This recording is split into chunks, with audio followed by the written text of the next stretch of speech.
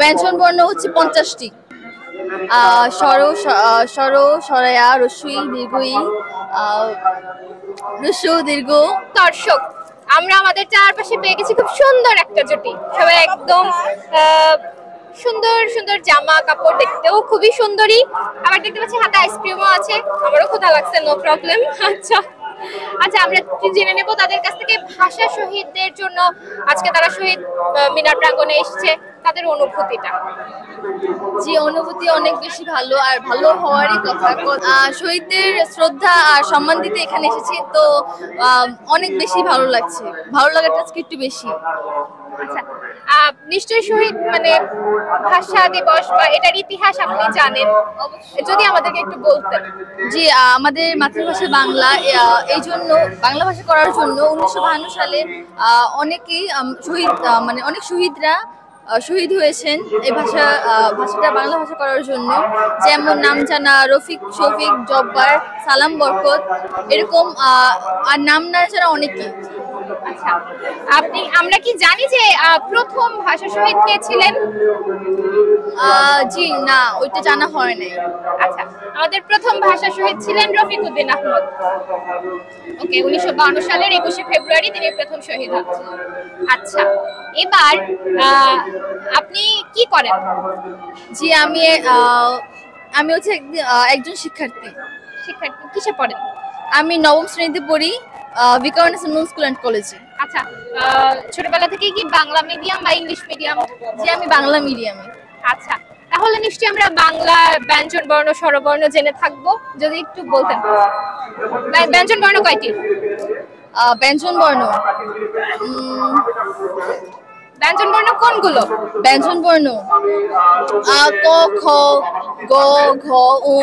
আচ্ছা, এগুলো কয়টি, মোট কয়টি আছে? ব্যঞ্জন বর্ণ হচ্ছে 50টি। 39টি। আচ্ছা, স্বরবর্ণ ব্যঞ্জন বর্ণ দুটি মিলে হচ্ছে 50টি। আচ্ছা, গুড। আচ্ছা, তাহলে ব্যঞ্জন বর্ণ যেহেতু অনেক লম্বা টার্ম, তাহলে কি আমরা স্বরবর্ণের ওই 11টি শব্দ শুনে নিতে পারি, 11টি অক্ষর? জি, স্বর, স্বর, স্বরয়া, রস্যই, দীর্ঘই, হ্রস্ব, দীর্ঘ।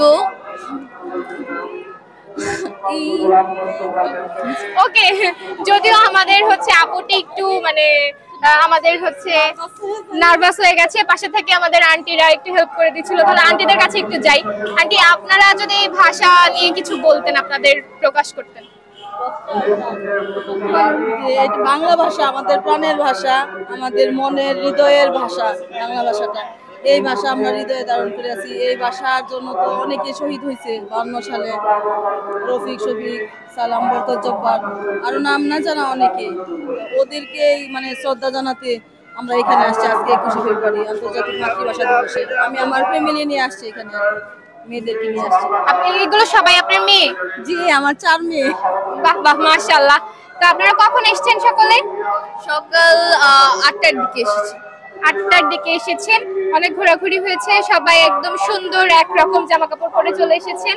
আচ্ছা, তাহলে কি আপনার কণ্ঠ শুনে মনে হচ্ছে আপনি অনেক সুন্দর গান গাইতে পারেন, আমাদের যদি একটু গান শোনান। তাহলে কবিতা